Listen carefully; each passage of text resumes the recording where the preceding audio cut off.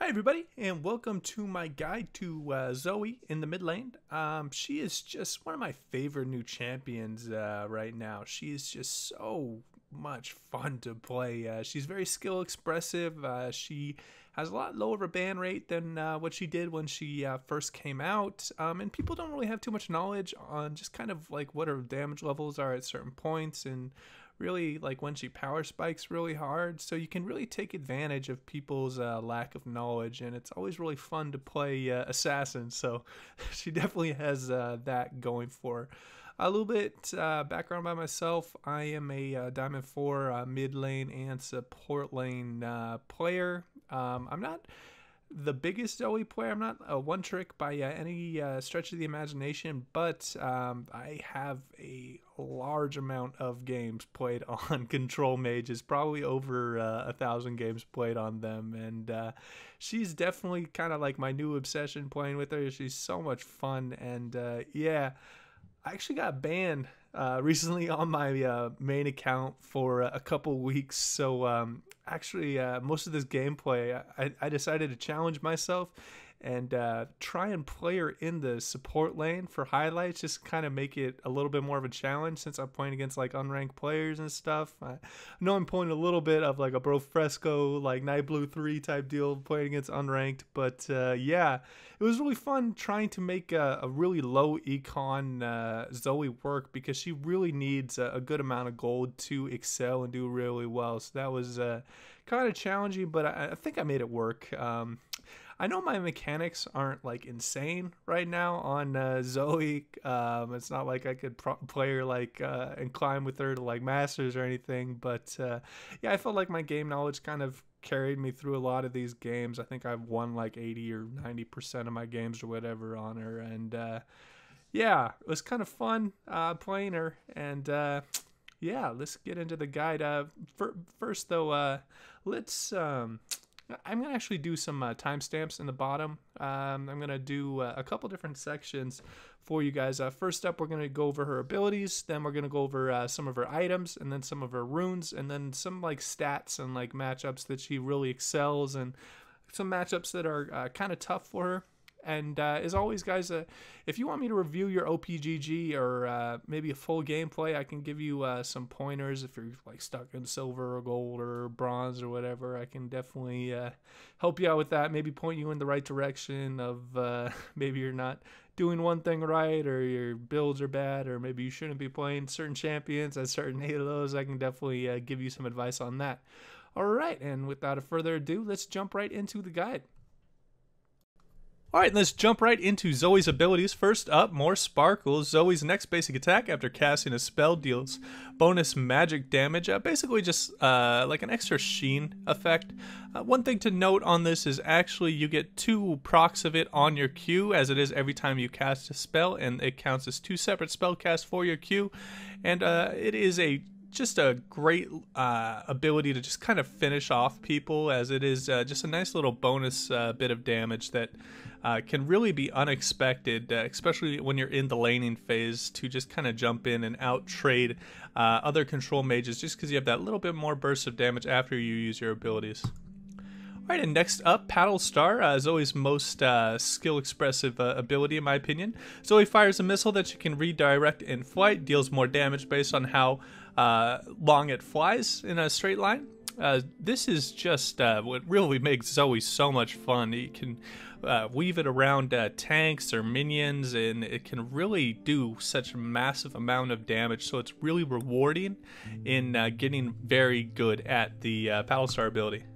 Alright, and next up, Spell Thief. One of the things that is really just a fun part of Zoe's kit. Zoe can pick up the remnants of enemy summoner spells and active item casts and cast them once herself. Wherever she casts a summoner spell, she gains 3 missiles that fire at the nearby targets, basically like Ari's W, and it can actually have a good amount of burst damage in the late game when you have a lot of AP, and it is just lets you just kind of blink around the team fight if a lot of people are using their summoners. And also a huge part of this is you get movement speed whenever you cast it. So if you're doing this a few times through the team fight, you can just be gliding through the team fight, and it feels really I just think it feels great to be playing Zoe when a lot of people are using their summoner spells. Alright, and next up, Sleepy Trouble Bubble, probably one of the most infuriating parts of Zoe's kit when you're playing against her. Causes the target to become drowsy, then fall asleep. The first source of damage that breaks the sleep is doubled up to a cap. And this gives a good amount of true damage, as the second part is true damage, and it is a great level of CC. It's also very skill expressive, like the Q, where you're able to throw it over walls and it gets an increased amount of range. It is also really good to use in conjunction with the ultimate ability, where you're just able to get right on top of people to hit your E. Alright, and finally, Portal Jump. The Zoe blinks to a nearby position for 1 second and then always blinks back to a nearby spot that she casted it from. This can be a very interesting skill in team fights because it really telegraphs where you are going to be at a certain specific time. So you have to be careful. Just make sure that they don't have a zone of control over your originating portal jump, because a Leona could just throw down her ultimate, or a Fizz can just throw a fish right on top of where you're going to jump back, and that really does not feel good. So just be careful with your portal jumps. It also is a great ability in conjunction with sudden impact, because it counts as a blink, and also it gives you a little bit more range on your Q, and it can also just get you in range for that ECC, and it is a very effective way to actually, if you don't have your Q or E up, to just run in there and proc your passive if you're just trying to finish off opponents' health bars. Alright, and that will wrap up Zoe's abilities. Okay, and let's jump right into some of the runes that you can be looking to take on to Zoe. Now, this really comes down to playstyle. I would say there are 4 main keystones that you should be looking to take depending on your specific playstyle.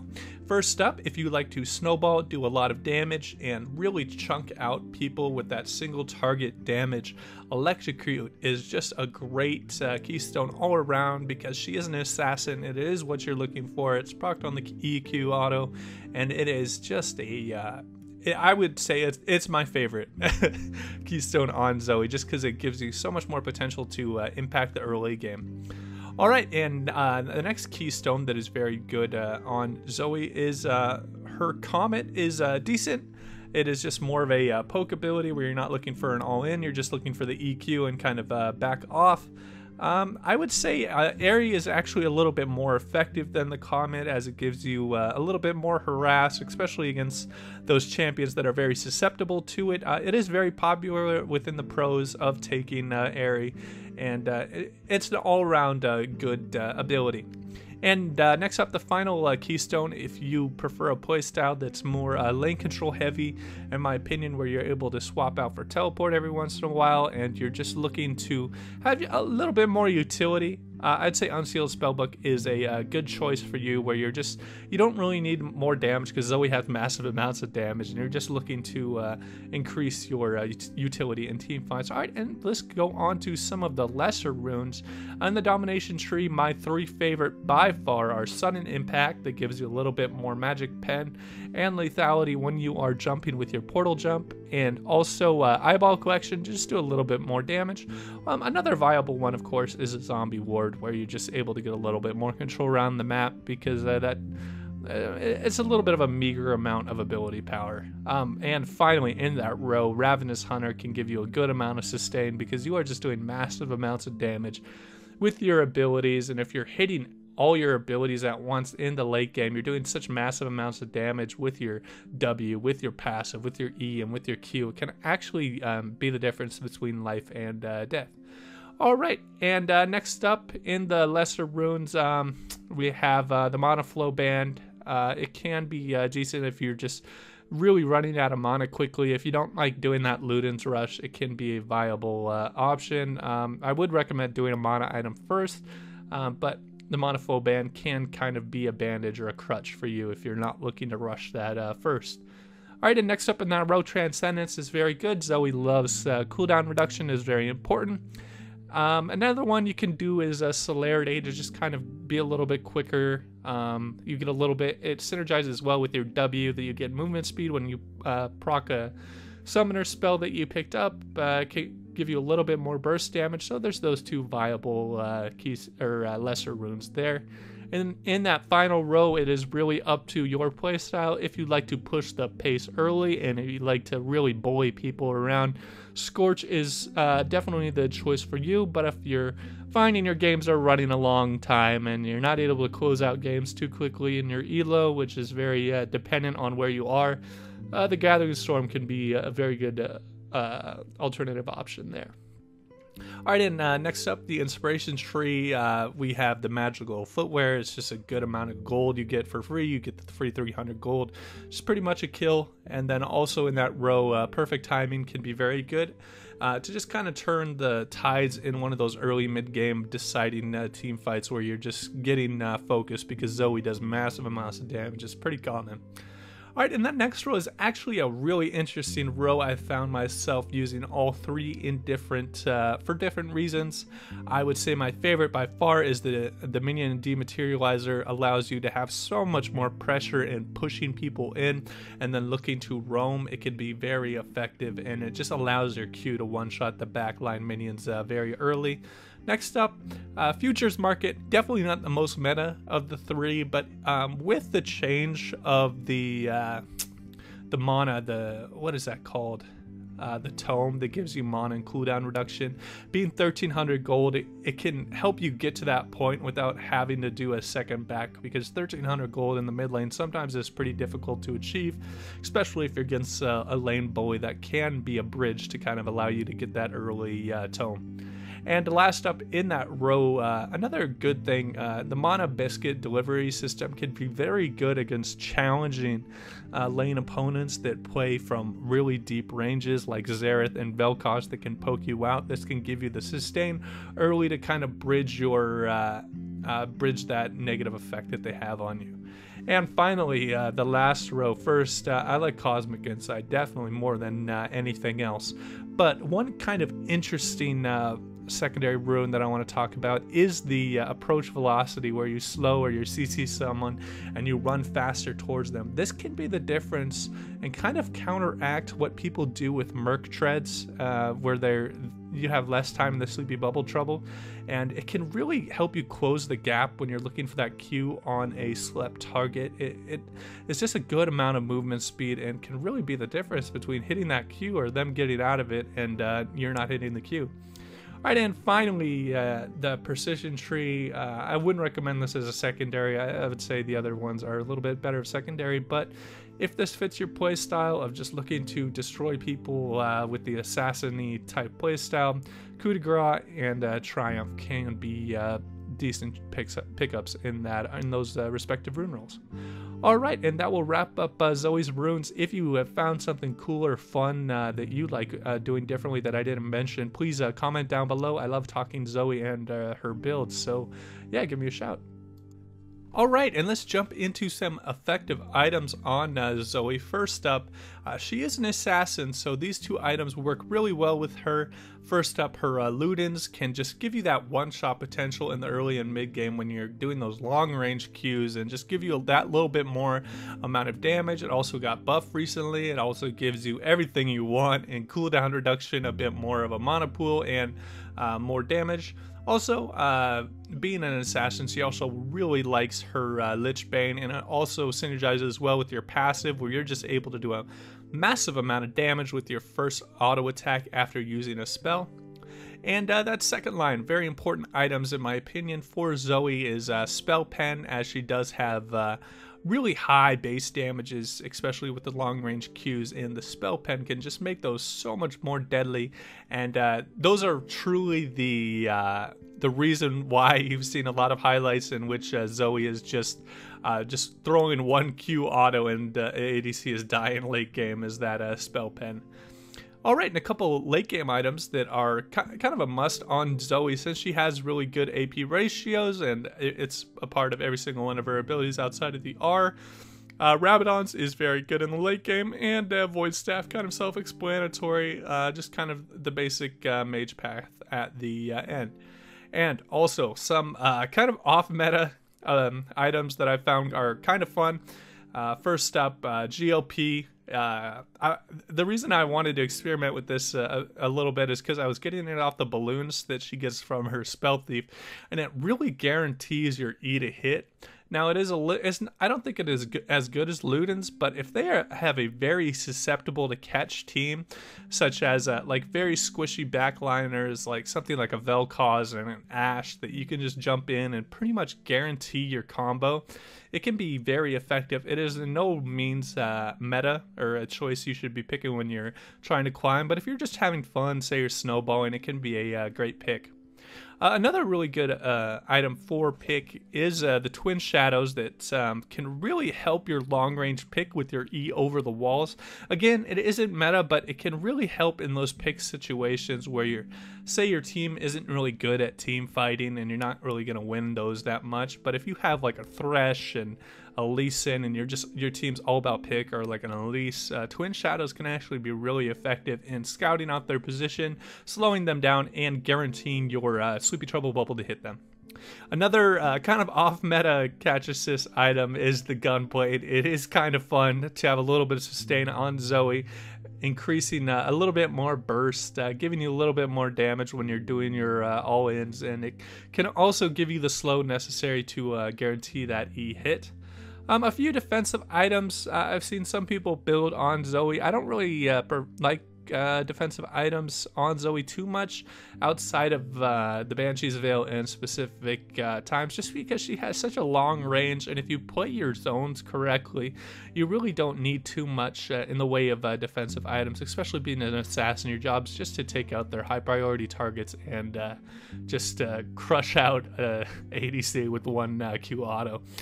Alright, and the first one in that thing is Seraphs. It did get nerfed recently. It gives you a little bit of a shield if they have really telegraphed burst damage. It can be effective.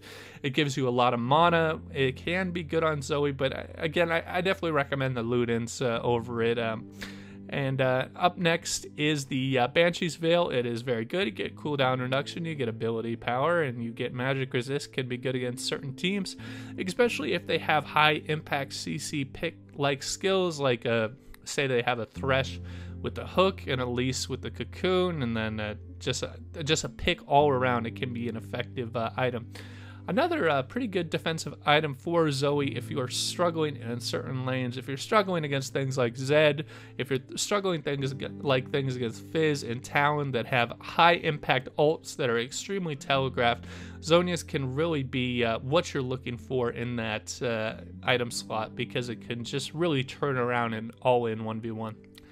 Alright, and I really wanted to do a shout out for this item because I think it works so great on Zoe, and it is that Spellbinders where you just kind of pop it and you get extra movement speed and damage, because what you do is you pop it right when you confirm your E hit, and it can just give you so much more burst damage. I don't think it's meta. I think it's nearing what could possibly be the best champion to put it on in Zoe, but it is a very fun snowball item. I encourage you guys to try it out. Probably don't do it in a game where it's very close and it can really come down to a little bit of damage difference as opposed to like a Void Staff. You're not getting it, and but it is a great item. I really think you guys should try it out at least once or twice when you're snowballing with Zoe, which happens quite a bit because she is a great champion. Alright, and that will wrap up Zoe's items. Alright, and last up, just some stats around Zoe that I found pretty interesting. First up, her overall win rate has been rising recently at the 51% win rate, and also her pick rate has been going up a little bit, an 8.43% pick rate. It is not as high as when she was in her heyday when she's first released and just crushing everyone, but it is very nice now that her ban rate has definitely dropped quite a bit. There was a couple patches where she was actually the highest ban rate champion, but now she is at 25th, so you're definitely able to play Zoe quite a bit more. And also, one thing to really point out, and what you should be trying to do on Zoe, her win rate by game length from 0 to 25 minutes, she is the 6th highest win rate in that period of time. It is a very effective way to snowball when you're able to get ahead on Zoe. You can just get those picks with your E, and you have such great mid-game ability power and damage to just kind of carry people, and your damage against tanks is good because you have true damage on your E. That you should really be looking at this period of time to make a large amount of impact, whether you're just snowballing your lead or you're helping your other lanes. Alright, and let's go over some easier matchups for Zoe. Vel'Koz, she has a 57% win rate against also Azir, very high win rate, 56%, and a 55% win rate against Vladimir. These are all pretty easy matchups because they aren't too strong early, and you can just do so much damage early game, and you can really dodge what they're trying to do with your portal jump, and your CC is very effective against the really not the most mobile mage like Vel'Koz, and then Azir is really susceptible when you're strong, and then Vladimir can really be destroyed by CC, and you just have enough damage to work through his early game healing for sure.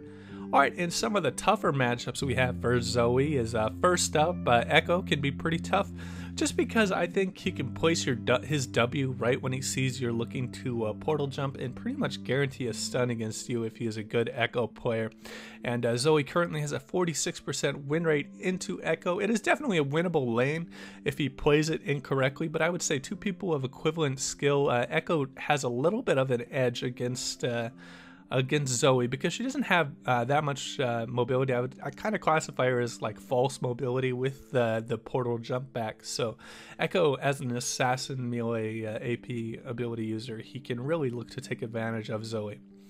Alright, and another really surprising matchup that is pretty tough for people is the Ziggs matchup. Currently 44% win rate going into Ziggs. I would say one of the biggest parts of this is he's able to throw so much damage out at a certain area where if you look to portal jump and he just throws his E and his Q and his W and he times it correctly and he ults, you're just dead. So, and he can also play extremely safe from very far back and really dodge your E easily because he can see it coming, and he's just so far away that it's just a good pickup to go against Zoe if you're looking for a good counter. I love taking Ziggs into Zoe, the Battle of the Z names.